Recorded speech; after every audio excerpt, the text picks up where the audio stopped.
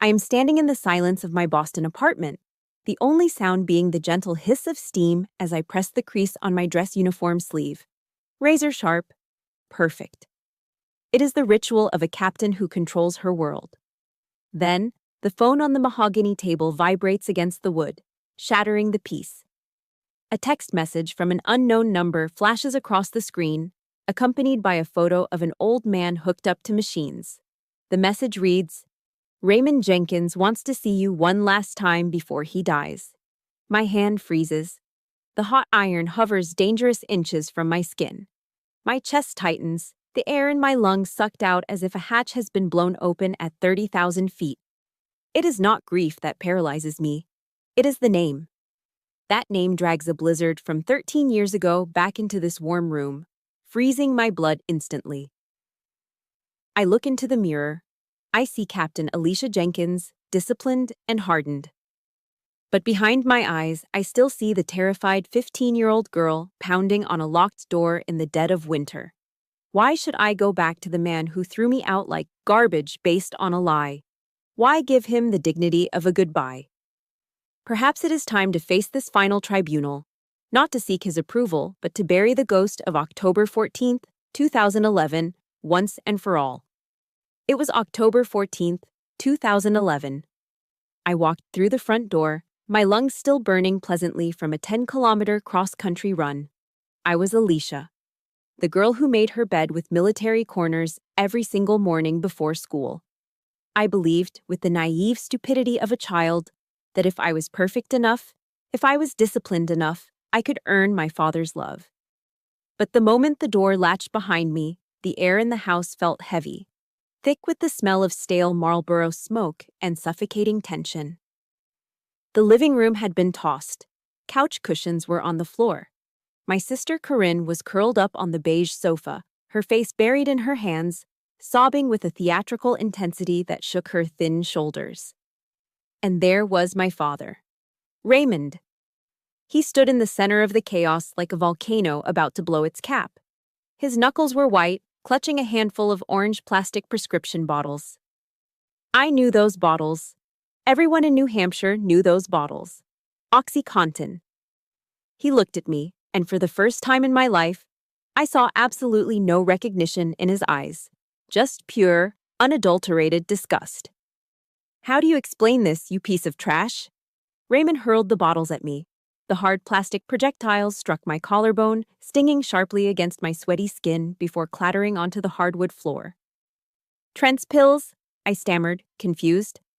"Why were they in your sock drawer, Alicia?" My blood ran cold.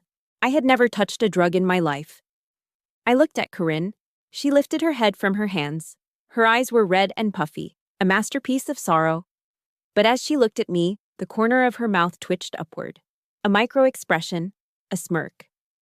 "I'm so sorry, Alicia," she wailed, her voice cracking perfectly. "I couldn't hide it for you anymore. I didn't want you to die of an overdose like those kids on the news." She was stabbing me in the back while dressed as my savior. It was a performance so grotesque, so evil, that I couldn't even speak. She had planted them. She needed a scapegoat, and I was the sacrifice. "Dad, please," I choked out, finding my voice. "I just got back from practice. Check my training log. Check with Coach Miller." "Shut your mouth!" His scream shook the framed photos on the walls. "I do not want to hear another lie from that dirty mouth of yours. You are just like your mother, always acting so high and mighty, so disciplined, but rotting from the inside out." He dragged my dead mother into it. That was the lowest blow. He didn't want the truth. He wanted a target. He wanted to feel righteous. I looked toward the kitchen. My stepmother, Jolene, was leaning against the refrigerator. She was holding a steaming mug of Swiss Miss cocoa, blowing gently on the marshmallows. She didn't look at me. She didn't look at Raymond. She just stared at the small television on the counter, watching a reality show about housewives in New Jersey. She took a sip, completely indifferent to the execution happening 10 feet away. Raymond lunged forward. He grabbed the collar of my varsity jacket, his grip bruising my neck, and dragged me toward the front door like a bag of yard waste. I scrambled, my sneakers squeaking on the floor, trying to grab the door frame. "Dad, it's freezing. There is a storm warning. I don't have a coat. Get out of my house. I will not raise a junkie under this roof. He opened the heavy oak door and shoved. I stumbled backward, tripping over the threshold, and landed hard on the freezing concrete of the porch. He grabbed my school backpack from the floor and threw it at me. It hit me in the chest, knocking the wind out of me. Don't come back, he spat. The door slammed shut with a violence that rattled the windows. Then came the sound that would haunt my nightmares for a decade, the loud metallic click-clack of the deadbolt sliding into place. A second later, the porch light flickered and died. If that sound of the lock clicking shut makes your blood boil, please hit the like button to show Alicia the support her father refused to give. And if you would have opened your door to this innocent girl on a freezing night, just comment, yes, below. Let's show her that there is still warmth left in this world. I was 15 years old. In the span of 10 minutes, I had lost my honor, my home, and my family. I stood up, shivering as the freezing rain began to mix with snow. The darkness of the New Hampshire night swallowed me whole. The October chill in Portsmouth, New Hampshire, is not a weather event. It is a weapon. Standing on that porch, staring at the darkened wood of the door that had just slammed shut, I felt the wind cut through my thin polyester tracksuit like thousands of invisible razor blades. I was wearing nothing but my team uniform, a flimsy windbreaker, and running shorts. For the first 5 minutes, I was a child. I pounded on the oak door until my knuckles were raw and bloody. I screamed for my father. I begged him to open the lock, promising I would be quiet, promising I would be invisible. But the house remained silent, a tomb of warmth that I was no longer permitted to enter. The windows were dark eyes, unblinking and indifferent. Then the realization hit me with the force of a physical blow. No one is coming. If I stayed on this concrete slab, I would freeze to death before sunrise. Maybe that was what Corinne wanted. A tragic accident to complete her narrative. I turned around and faced the driveway. My only hope was Grandma Dorothy's house. I mapped the coordinates in my head like a soldier studying a battlefield. 7 miles. Under normal conditions, 7 miles was a warm-up run. But tonight, in a developing nor'easter, 7 miles was a death sentence. It stretched out before me like 700 miles of hostile desert, only white and freezing. I began to move. I reached the shoulder of Route 9. The shoulder was narrow, cluttered with frozen debris and slush. The rain had turned into sleet, hard pellets of ice that stung my face like buckshot. Traffic was sparse, but every pair of headlights blinded me. About a mile in, a massive silver SUV roared up behind me. I tried to step further into the breakdown lane, but I wasn't fast enough. The heavy tires hit a deep pothole filled with freezing sludge and road salt. A wave of brown, oily water exploded over me, drenching me from head to toe. I gasped, the shock of the freezing liquid nearly stopping my heart. The taste of road salt and gasoline filled my mouth, briny and toxic. Through the rain-streaked passenger window of the SUV, time seemed to slow down for a second. I saw the interior light on. I saw a family. A mother and father in the front, laughing. 2 kids in the back seat, wrestling over a box of pepperoni pizza. The image seared itself into my retinas. They were warm, they were full, they were loved. The contrast tore a hole in my chest wider than the cold ever could. Why did they deserve that warmth while I was discarded like roadkill? Where was God? Was he sitting in that SUV, eating pizza, laughing at the girl shivering in the mud? Tears welled up in my eyes, hot and stinging. But the wind froze them against my cheeks before they could even roll down. I kept walking. I had to. By the 4th mile, my legs no longer belonged to me. My sneakers were sodden blocks of ice, weighing 5 pounds each. My feet were just numb stumps striking the pavement. My body entered the first violent stage of hypothermia. I was shaking so hard my teeth clacked together, a rhythm I couldn't control. My mind began to fracture. I needed to escape the pain, so I retreated into the one place where I felt safe, the military discipline I had read about in books. I stopped being Alicia, the rejected daughter. I became a recruit. Callous your mind, I told myself, channeling the voice of a drill sergeant. Pain is just information. You are not weak. You are a machine. Left foot, right foot. Do not stop, Jenkins. I hallucinated that this was a selection course for the special forces. If I stopped, I failed. If I sat down, I rang the bell. I forced my brain to ignore the screaming signals from my nerve endings. I visualized a fire in my chest, a small, stubborn flame that Raymond and Corinne could not extinguish. I marched to the rhythm of my own shivering. Mile 5. The shivering stopped. This was the danger zone. I knew enough biology to know that when the body stops fighting the cold, the end is near. The violent shaking was replaced by a strange, seductive calm. A wave of heat seemed to wash over me, starting from my core and spreading to my limbs. It felt wonderful. It felt like sinking into a hot bath. My brain was lying to me. It was the final dump of energy before the systems shut down. The world began to tilt. The headlights of passing cars smeared into long, streaky ribbons of light like ghostly fireflies dancing in the sleet. My coordination vanished. I tried to lift my left foot, but it caught on a root or a rock. Just a little further. I whispered, but no sound came out. My throat was frozen shut. Gravity took over. I pitched forward, tumbling off the shoulder of the road and crashing into a drainage ditch filled with dead weeds and snow. The impact was soft, almost gentle. The snow felt like a down comforter. I tried to push myself up, but my arms refused to obey. The darkness of the ditch rose up to meet me. The sleet covered me, a white shroud weaving itself over my body. I wasn't afraid of dying. In that final moment of consciousness, as the blackness swallowed the last of the light, I felt only a bitter, crushing defeat. So this is it, I thought. Corinne won. If angels exist, they do not drive chariots of fire. They drive battered 2004 Ford Tauruses with rust on the wheel wells. Gloria Hensley was 62 years old. She was driving home after a double shift, her eyes scanning the dark, slick asphalt of Route 9 out of habit.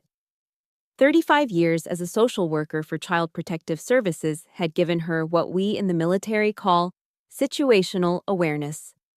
Where other drivers saw only shadows and slush, Gloria saw anomalies. She saw a shape in the drainage ditch that did not belong. A bundle of dark fabric half buried in the accumulating snow. Most people would have kept driving. The storm was intensifying, turning the world into a blur of gray and white. But Gloria slammed on her brakes.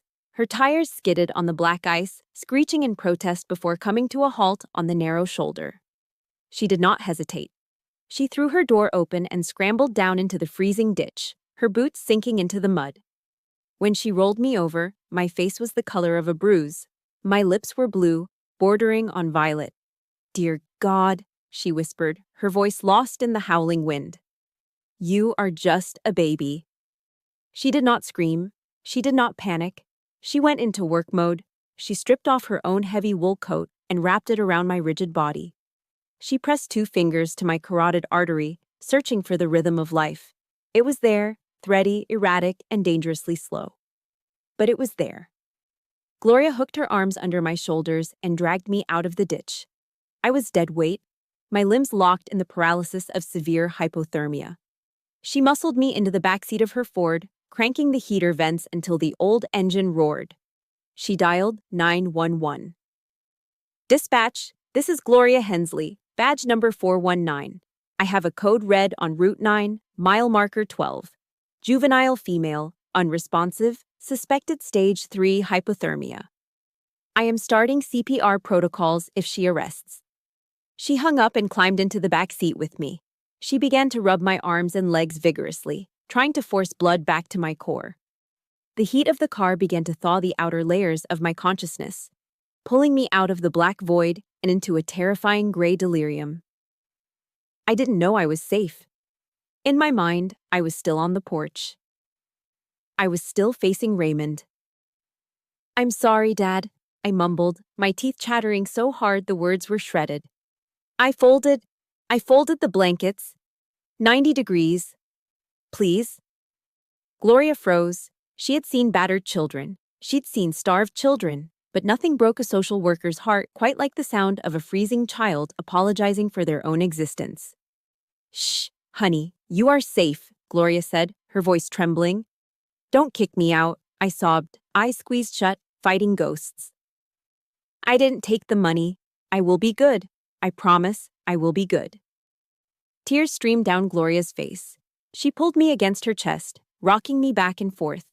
Each apology I choked out was an indictment against the man who had put me there. She knew, right then and there, that this was not a runaway case. This was a disposal. The wail of a siren cut through the storm. Blue and red lights washed over the interior of the car, pulsing in time with the headache splitting my skull. The EMTs were efficient. They loaded me onto a stretcher, covering me with chemical heat packs. When they tried to close the ambulance doors, Gloria planted her small frame in the way. I am riding with her, she declared. I am asserting temporary emergency guardianship until next of kin is vetted. No one touches this girl without my approval. The paramedic looked at her badge and nodded. Inside the ambulance, the air was thick with the smell of antiseptic and wet wool. Gloria sat on the bench beside the stretcher. She took my hand that was as cold and hard as stone, and held it between her two warm palms. That sensation was the only thing tethering me to the earth. It was a stark, violent contrast to the last hour of my life. My father had used his hands to throw me into the snow. This stranger was using hers to pull me back from the edge. At Portsmouth Regional Hospital, the trauma team went to work. They cut off my wet clothes and covered me in a bear hugger, a specialized blanket that blows hot air over the body. They pushed warmed saline into my veins. I woke up 2 hours later. The pain of rewarming was excruciating, like my veins were filled with broken glass. I blinked, my vision adjusting to the harsh fluorescent lights of the exam room. Sitting in a plastic chair in the corner was Gloria. She was still wearing her blouse, having used her coat to save me. She looked tired, old, and absolutely beautiful. You are back with us, she said softly. I tried to sit up, but my body felt like lead. I looked at her, my mind clearing. The soldier in me took over. I pushed aside the pain and looked her in the eye. My name is Alicia Jenkins, I rasped, my voice sounding like gravel.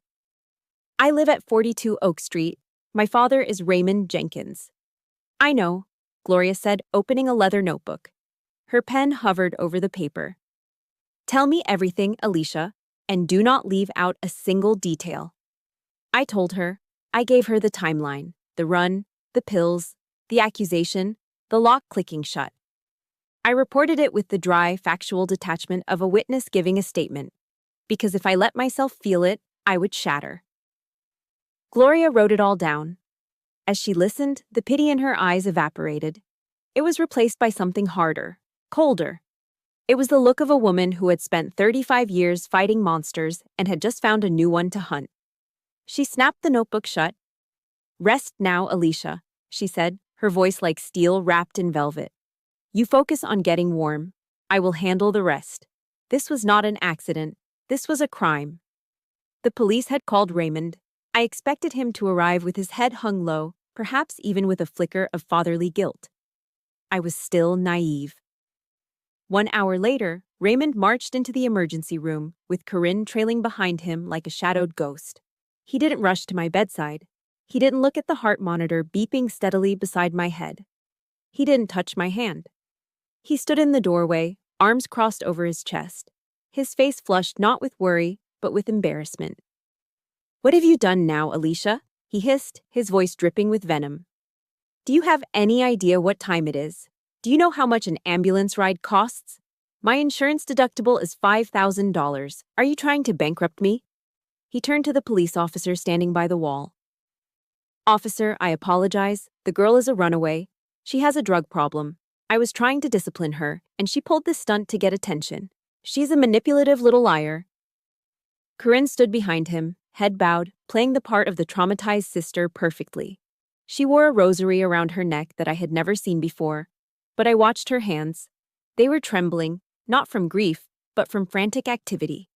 Her thumbs were flying over the screen of her iPhone, likely deleting every text message she had sent to Trent Barlow in the last 48 hours. The air in the small hospital room grew thick with the stench of their audacity. Raymond wasn't worried that his 15-year-old daughter had almost frozen to death. He was worried about his bank account and what the neighbors would say at the grocery store tomorrow. Gloria Hensley stood up. She was 5 feet 2 inches tall, a retired social worker in a wrinkled blouse. Raymond was 6 feet tall and built like a linebacker. But when Gloria stepped between us, she looked like a giant. "Mr. Jenkins," Gloria said, her voice eerily calm. "Your daughter arrived here with a core body temperature of 90 degrees. She has bruises on her collarbone consistent with blunt force trauma. Her toxicology screen is clean. No drugs, no alcohol, just exhaustion and starvation." Raymond scoffed. "You don't know her like I do." Gloria held up her leather notebook. "I know the law, Mr. Jenkins. Under New Hampshire statutes, ejecting a minor from the home during a weather emergency constitutes criminal neglect. I am a mandated reporter. I have already filed a report with Child Protective Services. This is no longer a family dispute. It is an active investigation." For the first time, the color drained from Raymond's face.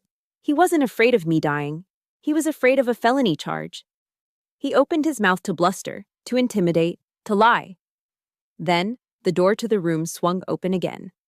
Thud, thud, thud. The rhythmic sound of a heavy cane striking the linoleum floor silenced the room. My grandmother, Dorothy Reeves, walked in. She was 70 years old, the widow of a Marine Corps colonel. She wore a wool coat buttoned to the chin, and her silver hair was pulled back in a tight, severe bun. She didn't look at me. Her steel-gray eyes were locked on Raymond like a sniper acquiring a target. "Mother Reeves," Raymond stammered, stepping back. "I can explain." Dorothy didn't stop walking until she was 6 inches from his face. She shifted her weight to her left leg. Crack! The sound of her open palm striking Raymond's face was loud enough to make the police officer jump. It wasn't a slap. It was an execution of dignity. Raymond's head snapped to the side. A red handprint bloomed instantly on his cheek. "You are a disgrace to this bloodline, Raymond," Dorothy said. Her voice wasn't loud, but it carried the weight of a judge's gavel. "You threw my granddaughter out into a nor'easter, like she was a stray dog?" She stole," Raymond whined, clutching his cheek like a petulant child. "She's an addict, Dorothy. Corinne found the pills." Dorothy turned her gaze to Corinne. My sister shrank back against the wall, clutching her phone to her chest. "And you," Dorothy said, pointing the rubber tip of her cane at Corinne's chest. "Don't think I am a senile old woman. I know exactly what you are doing. I spoke to the bank this morning. I hired a private forensic accountant to look at the family trust." Corinne's face went white. Her fingers went slack and her phone clattered to the floor. "You aren't worried about your sister's health," Dorothy continued, her eyes narrowing. "You are worried about the survivor clause in your mother's will. You spend money you don't have, and now you need Alicia out of the way to cover your debts." The room went deadly silent. Raymond looked from Dorothy to Corinne, confusion clouding his eyes. He was too stupid, too blinded by favoritism to see the viper he was protecting. Dorothy turned to the police officer and Gloria. "I am asserting kinship rights," she declared. "I am petitioning the court for emergency custody effective immediately. Alicia is coming home with me, and if either of these two miserable excuses for human beings comes within 500 feet of my house, I will shoot them. And in New Hampshire, gentlemen, that is entirely legal. If that slap from Grandma Dorothy felt like justice to you, please hit the like button right now. And tell me in the comments, would you have slapped him once, or would you have kept going? Type Team Grandma if you are on her side. That night, I was transferred to a private room before being discharged to Dorothy's care. As the nurse wheeled me out, I looked back one last time. Raymond was sitting in a plastic chair, head in his hands, utterly defeated. Not by love, but by force. The war for my life had officially begun, and for the first time, I had an army. The dining room at Grandma Dorothy's house did not smell like stale smoke or secrets. It smelled of lemon polish and old paper. The heavy mahogany table, usually reserved for Thanksgiving dinners, had been transformed into a command center. Stacks of documents were arranged in precise piles, weighing down the lace tablecloth.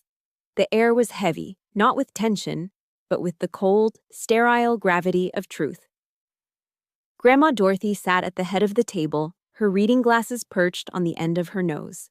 Beside her sat Mr. Henderson, the family attorney, a man who looked like he had been carved out of granite. "Sit down, Alicia," Dorothy said, gesturing to a chair. "We need to talk about your mother's will." I sat. The mention of my mother always made my chest ache, but I pushed the feeling down. "Your mother left a small inheritance," Dorothy explained, tapping a thick yellowed document. "She set up an educational trust fund for both you and Corinne. It was not a fortune, but it was enough to start a life, $45,000 each. The money was set to be released to you on your 18th birthday. $45,000. To a 15-year-old girl who had just been thrown out of her house with nothing but a backpack, that sounded like millions. However," Mr. Henderson interjected, his voice dry as dust, "there is a stipulation. A protective clause intended to keep the money safe." He slid the paper toward me, pointing a manicured finger at a paragraph of fine print. "Read this." I leaned in. The legalese was dense, but the meaning was clear enough. In the event that the beneficiary is declared mentally incapacitated, suffers from proven substance abuse issues, or is incarcerated in a correctional facility prior to the age of 21, control of the assets shall transfer immediately to the successor guardian.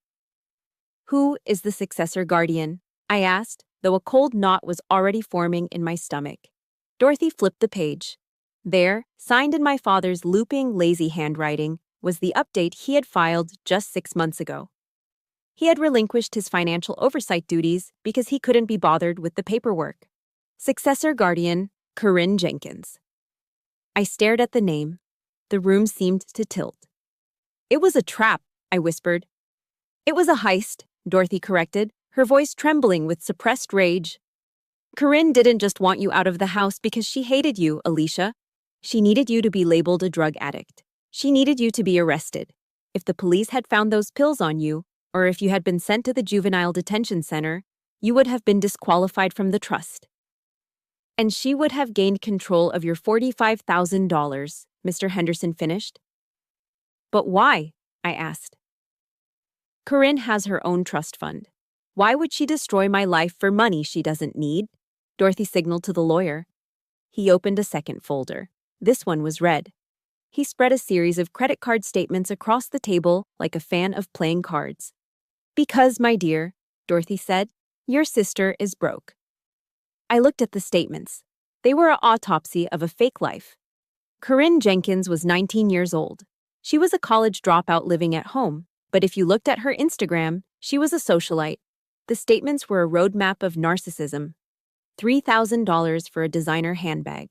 $500 for a VIP table at a club in Boston. Weekend trips to Martha's Vineyard. And then there were the cash withdrawals. Massive ones. She is funding Trent Barlow, I realized. Trent was her boyfriend, a 24-year-old entrepreneur who spent his days talking about penny stocks and cryptocurrency schemes while driving a leased BMW he couldn't afford. "She has burned through her entire trust fund," Mr. Henderson said. "And she has maxed out 3 credit cards in your father's name. But this is the clincher." He pointed to a letter from a collection agency. "She owes $18,000 to a predatory lender, high-interest personal loan. The final demand notice is dated October 1st. The deadline for payment is October 31st. The pieces of the puzzle slammed together with a sickening click. Halloween. The deadline was Halloween. Corinne was drowning. She had built a castle of lies on social media, the perfect clothes, the perfect boyfriend, the perfect life, and the bill had finally come due. She was terrified of being exposed as a fraud. She needed a cash injection, and she needed it fast. She didn't see me as her little sister. She saw me as a piggy bank she could smash open. I thought back to the night of the ambush. I remembered Corinne's tears. I remembered how she had found the pills. It wasn't an act of passion. It was a calculated business move. She had bought the empty OxyContin bottles from Trent. She had staged the room. She had manipulated our father's temper and his laziness, knowing he would never bother to drug test me or check the facts. If Gloria hadn't stopped her car that night, A chill that had nothing to do with the winter storm went down my spine. She didn't care if I died, I said, my voice hollow. If I had frozen to death in that ditch, the money would have gone to her as the sole surviving heir. If I had gone to jail, the money would have gone to her as the guardian. She tried to kill you, Alicia, Dorothy said, her hand gripping her cane until her knuckles turned white. Maybe not with a gun, but with the weather and the law. She rolled the dice on your life to pay for a boyfriend and a handbag. I looked down at my hands. They were still scarred from the frostbite, the skin slightly discolored. I'd always thought monsters were scary beasts hiding under the bed. I didn't know the most dangerous monster was the girl who slept in the room next to mine, the girl who stole my mother's necklace years ago and blamed the housekeeper. Corinne wasn't just mean, she was a vulture. And she had been circling me, waiting for me to fall so she could pick my bones clean. We have the motive, I said, looking up at my grandmother. The tears were gone. In their place was a cold, hard resolve. Now we just need to prove she planted the pills. Dorothy smiled, a grim, dangerous smile. That is exactly what we are going to do. Maria Santos was not the kind of social worker who wore knitted cardigans and offered you a tissue while asking how you felt. She was a weapon in a blazer. Appointed by the court to advocate for my best interests, she operated less like a bureaucrat and more like a federal agent hunting a domestic terrorist. 3 days after I was discharged to Grandma Dorothy's house, Maria sat at our dining room table. She opened a thick, military-grade laptop and looked at me with dark, intelligent eyes. Emotions are the enemy of the truth, Alicia, she said, her fingers flying across the keyboard. Your father is an emotional man. He runs on anger and pride. We are not going to argue with him. We are going to bury him with data. She spun the laptop around. In God we trust, she quoted, a dry smile touching her lips. All others must bring data. On the screen was a timeline of October 14th. It was a forensic reconstruction of the day my life ended. According to the police report, Corinne had filed an act of supreme arrogance. She claimed she had caught me buying drugs from a dealer behind the gymnasium at 3 o'clock in the afternoon. She claimed I had stolen $800 from Raymond's wallet to pay for them. That is her story, Maria said. Now let's look at physics. She clicked a file. A grainy black and white video feed filled the screen.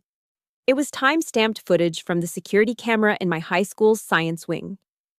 Time, 2:47 in the afternoon, Maria narrated. There I was. I was sitting in the second row of Mr. Henderson's chemistry honors class. I was holding a test tube, laughing at something my lab partner said. The digital attendance log next to the video confirmed my presence. I was physically, undeniably, in class.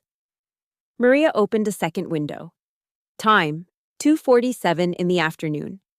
This footage was from a drive-through ATM at a Bank of America 12 miles away from the high school. A silver sedan pulled up. The driver was wearing a pink hoodie and oversized sunglasses, trying to hide her face. She leaned out to withdraw cash. $800.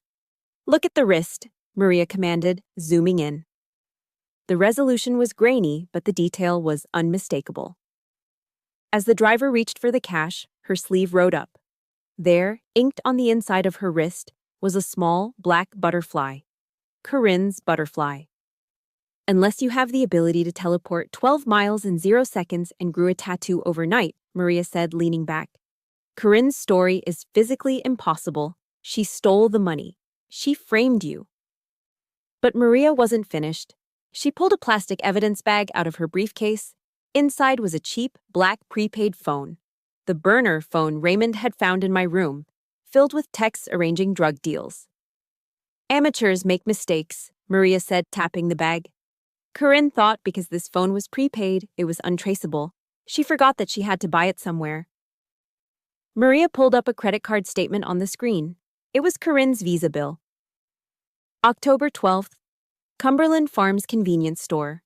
$19.99. The exact price of a TracFone Model Z2. I stared at the screen, stunned by the sheer stupidity of it. Corinne was so confident in her ability to manipulate our father that she hadn't even bothered to use cash. She had used her own credit card to purchase the weapon she used to assassinate my character. She left a digital footprint the size of a dinosaur, Maria said, closing the laptop with a satisfying snap. We have her, Alicia. We have her on theft, filing a false police report, and fraud. That afternoon, Grandma Dorothy drove to my father's house. I sat in the passenger seat of her Buick, the engine idling. I refused to get out. I watched through the window as Dorothy marched up the walkway, a thick manila envelope in her hand. Raymond opened the door. He looked older, tired, his shirt unbuttoned and stained. He didn't invite her in. I watched as Dorothy pulled out the photos. The still frame of me in chemistry class. The photo of Corinne at the ATM with the butterfly tattoo clearly visible. The credit card receipt. She shoved them into his chest. I couldn't hear the words, but I saw the body language. Raymond looked at the photos. He stared at them for a long time.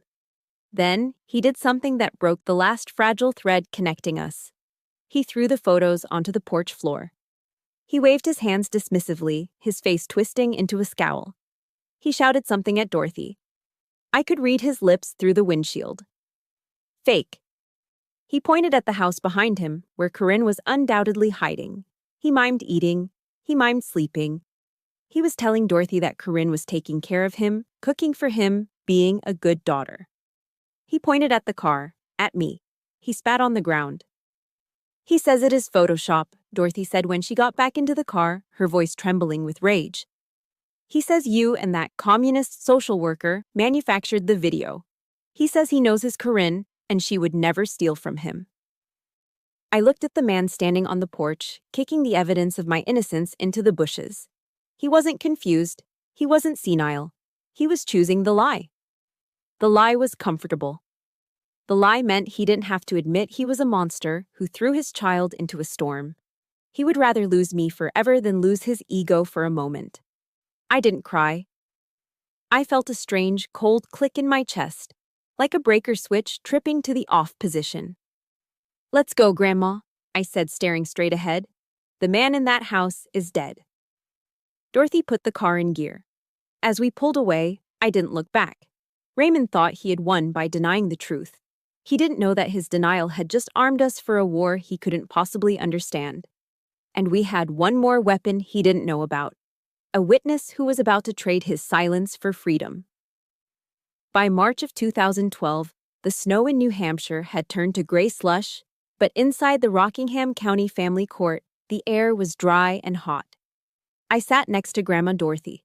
Across the aisle sat Raymond and Corinne. Or rather, a version of Corinne I had never seen before. Gone were the designer clothes, the heavy eyeliner, and the arrogance. Today she was playing the role of the martyr. She wore a faded white dress that looked like something from a thrift store, high-necked and modest. Her face was scrubbed clean of makeup. In her hands she clutched a set of wooden rosary beads, her fingers working over them as if she were praying for salvation. She took the stand. Her voice was a fragile whisper, perfectly calibrated to break hearts.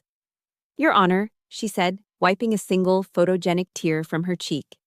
I only wanted what was best for Alicia. I tried to help her detox at home. I don't know why she would invent these terrible lies about me. I love my little sister. From the bench behind her, Raymond nodded vigorously. He looked at the judge with pleading eyes, silently begging her to see what he saw. A saintly daughter being persecuted by a rebellious one. It was a performance worthy of an Academy Award. If we hadn't had Maria Santos, Corinne might have walked out of there with a medal. Grandma Dorothy's lawyer, Mr. Henderson, stood up. He didn't cross-examine Corinne. He simply turned to the back of the room. Your Honor, the plaintiff calls a rebuttal witness, Mr. Trent Barlow. The heavy double doors swung open. The air in the room shifted instantly. Trent Barlow shuffled in. He wasn't wearing his leased BMW suit. He was wearing a bright orange jumpsuit issued by the Department of Corrections. His wrists were bound by steel handcuffs linked to a chain around his waist. A collective gasp went through the courtroom. Corinne stopped crying. Her face drained of color, turning the shade of old parchment. Trent had been arrested by the FBI the previous week for wire fraud. Facing 10 years in federal prison, he had been eager to cut a deal. He sat in the witness box, looked at Corinne, and gave a cold, humorless smirk. "Sorry, babe," he said into the microphone. "I'm not doing hard time for you."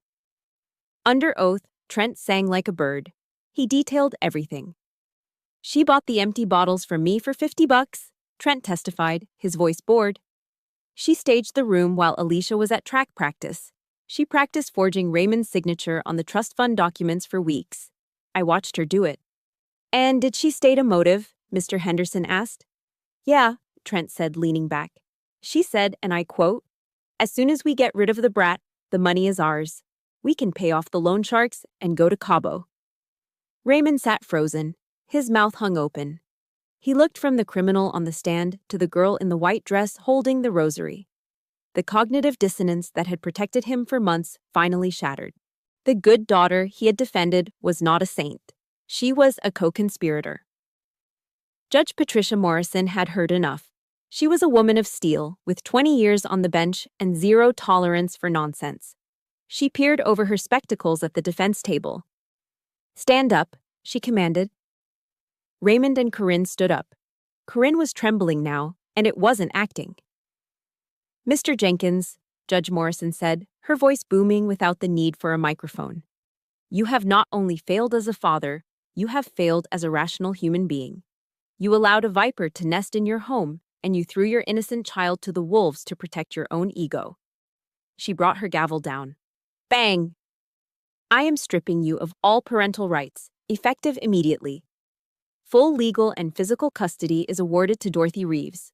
Furthermore, based on the testimony heard today, I am issuing a bench warrant for Corinne Jenkins for fraud, larceny, and child endangerment." "Bailiff," she snapped, "take her into custody." Two uniformed officers moved in. They grabbed Corinne's arms. The rosary beads snapped, scattering across the wooden floor like hail. And then, the mask fell off completely. "Get off me!" Corinne screamed, her face twisting into a mask of pure, ugly rage. She thrashed against the officers. "You little bitch, Alicia, I will kill you. That money was mine. It was mine." She was dragged out of the courtroom, screaming profanities that made the stenographer flinch. The saint was gone. Only the monster remained. If seeing that mask slip and justice finally being served gave you goosebumps, smash that like button right now. And tell me in the comments, what is one word you would say to Corinne as she gets dragged away? Type it below. Let's see what you really think of her. The courtroom fell silent. Raymond collapsed into his chair, burying his face in his hands. His shoulders shook. He looked up at me, his eyes red and wet, filled with a pathetic, begging desperation. He wanted me to come to him. He wanted me to say it was okay. I stood up. I smoothed the front of my blouse. I looked at the man who had been my father, and I felt nothing. No hate, no anger, just the distant pity a soldier feels for a defeated enemy who surrendered too late. I didn't say a word. I turned my back on him. I took Grandma Dorothy's arm, and together we walked down the center aisle. The double doors opened, and the bright, clean light of a New Hampshire spring flooded in. I stepped into the sun, finally free. October 2024. 13 years have passed since the night the door slammed shut and the porch light went out. The terrified 15-year-old girl who walked 7 miles through a blizzard is gone. In her place stands Captain Alicia Jenkins, Logistics Commander for the 10th Mountain Division. The United States Army gave me what Raymond never could, a code of conduct that actually meant something. They taught me that respect is earned through action, not demanded through fear. They gave me a family that would never leave a comrade behind in the snow. I took the obsessive discipline that my father used to mock, the military corners on the bedsheets, the pristine organization, and I turned it into a weapon. I thought about my graduation from West Point. The parade field was a sea of gray and white. Cadets were throwing their covers into the air, screaming with joy as they were engulfed by proud parents. I stood alone on the periphery. My only family was Grandma Dorothy, sitting in her wheelchair, her hands trembling with Parkinson's, but her back as straight as a rod. She couldn't pin my bars on my shoulders, so I did it myself. "You are made of steel, Alicia," she had whispered. She passed away last year. She died peacefully in her sleep, knowing that her little private had become a commander. Back in the present, I stood in the kitchen of my brownstone apartment in Boston. The air smelled of sautéing garlic and rosemary. Colin, my fiancé, was at the counter opening a bottle of Merlot. Colin was a former combat medic who had seen the worst of humanity in Syria. He had scars too, though his were mostly on the inside. I reached for a serving platter on the top shelf. My fingers slipped. Crash! The ceramic platter hit the tile floor, exploding into 100 sharp shards. Instantly, I froze. My heart hammered against my ribs. I shrank back against the cabinets, my breath hitching. I waited for the yelling. I waited to be called clumsy, stupid, worthless. I waited for Raymond's voice. "Hey, hey," Colin said. His voice wasn't angry, it was soft. He stepped over the broken porcelain, ignoring the mess, and took my hands. He saw the panic in my eyes, the PTSD of a child who was never allowed to make a mistake. "It's just a plate, Alicia," he said, rubbing his thumbs over my knuckles. "We can buy another one, or we can glue it back together with gold lacquer." "Kintsugi," I whispered, the Japanese art he had told me about. "Exactly," he smiled. "The cracks make it more valuable. You aren't broken, Captain. You are just mended with gold." For the first time in my life, I understood what a home was. A home wasn't a place where you held your breath. A home was a place where it was safe to break things. Then, the phone on the wall rang. The landline. We only kept it for emergencies. I picked it up. "Hello? Captain Jenkins?" The voice was tinny and smelled of antiseptic. "This is the charge nurse at Portsmouth Senior Care. We are calling regarding your father, Raymond Jenkins." The warmth of the kitchen evaporated. "He suffered a massive stroke this morning," the nurse continued. "It is his second one. The prognosis is terminal. He has been drifting in and out of consciousness, but he keeps calling your name." I hung up the phone. My hand was shaking. Not from fear, but from the shock of the past invading my present. Colin turned off the stove. "You don't have to go," he said. "He forfeited the right to see you 13 years ago." "I know," I said. "But I'm not going for him. I'm going for me." I went to the bedroom and opened the garment bag. I pulled out my Army service uniform, the dress blues. I put on the shirt, fastening the buttons with steady fingers. I pinned my rack of ribbons to my chest. I checked my reflection. I wasn't dressing up to impress him. I was putting on my armor. I wanted him to see exactly what kind of trash he had thrown away. The drive north to Portsmouth was surreal. The autumn leaves were burning red and orange, just like they had been that day. Before going to the nursing home, I made a detour. I drove past 42 Oak Street. The house was unrecognizable. The lawn where I used to cut the grass with scissors to make it perfect was now a jungle of waist-high weeds. The paint was peeling in long gray strips like dead skin. A foreclosure sign was staked crookedly in the yard. Corinne had destroyed it all. Without me to be the scapegoat and the servant, the rot at the center of the family had spread until the foundation collapsed. I looked at the ruin of my childhood and felt a profound sense of release. A house built on lies cannot stand against the storm. But I was still standing. I put the car in gear and drove toward the nursing home. It was time to execute the final order. Room 302 smelled of industrial pine sol, boiled cabbage, and the unmistakable metallic tang of dying. It was the scent of a state-funded Medicaid nursing home, a place where people were stored when they had nowhere else to go. I stood in the doorway, my polished dress shoes squeaking faintly on the linoleum. The man in the bed bore no resemblance to the terrifying volcano who had thrown me out into a blizzard 13 years ago. The Raymond Jenkins of my nightmares was a giant, fueled by rage and Marlboro Reds. The man before me was a skeleton draped in papery, translucent skin. He was hooked up to a forest of tubes and wires, the rhythmic beep, beep, beep of the heart monitor, the only thing proving he was still alive. He opened his eyes. They were milky and sunken, swimming in a pool of yellow jaundice. It took him a moment to focus on the figure standing at the foot of his bed. He took in the midnight blue uniform, the gold braid, the rows of ribbons on my chest. His eyes widened, filling with sudden tears. Alicia.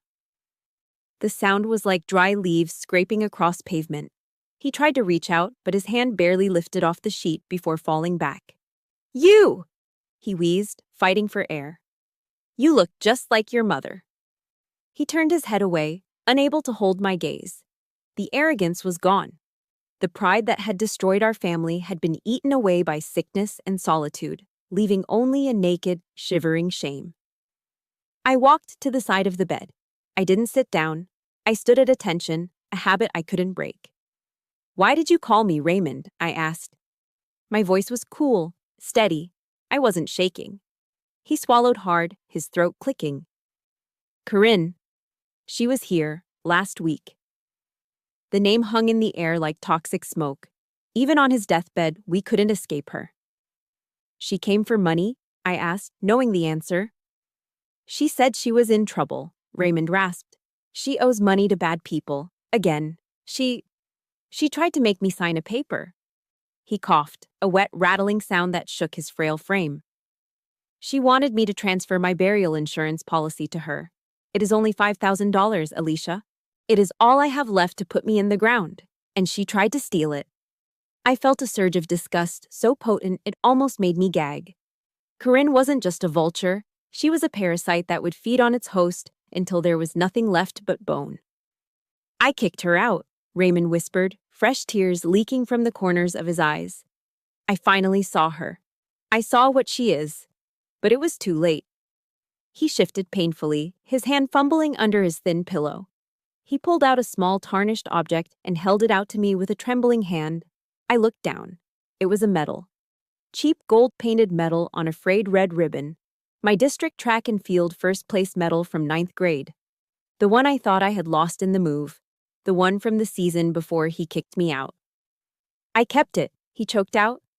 I hid it because I knew. I knew you were the good one. But I was a coward, Alicia. I was a weak, pathetic coward. It was easier to believe her lies than to protect you. It was easier to be angry than to be a father. He looked at me then, really looked at me, with a desperation that broke my heart. Not for him, but for the waste of it all. Can you ever forgive me? He begged. I looked at the medal in his palm, then up at his dying face. I felt the old anger rising, the urge to scream at him for the cold nights, the hunger, the loneliness. But then I looked at my uniform. I looked at the person I had become. I was strong because he had forced me to be.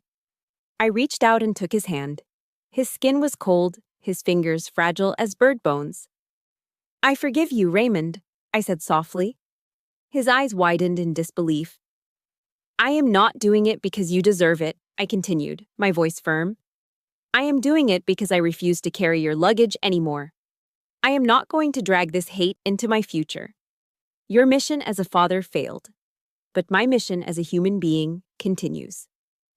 I pressed the medal back into his palm and closed his fingers around it. You keep this, I said. Take it with you, so you remember that you once had a daughter who was made of iron. Raymond closed his eyes. A long, shuddering sigh escaped his lips, as if a 50-pound ruck had just been lifted from his back. The tension left his body, his features smoothed out. Thank you, he whispered, his voice barely audible over the hum of the machines. Thank you, my soldier. I stood there, holding his hand as the rhythm on the monitor began to slow. The beeps grew farther apart, and then, finally, they merged into a single, high-pitched tone. A flat line. I didn't cry. I didn't collapse. I felt a strange, quiet peace settle over the room, filling the space where the pain used to be. The blizzard of 2011 was finally over. The storm had blown itself out. I gently let go of his hand. I reached up and adjusted my cap, ensuring it was perfectly straight. I looked at him one last time, not with hatred, but with the solemn respect one gives to the dead. Dismissed, I whispered. I turned on my heel and walked out of room 302, leaving the darkness behind me. We buried Raymond Jenkins on a Tuesday in late October.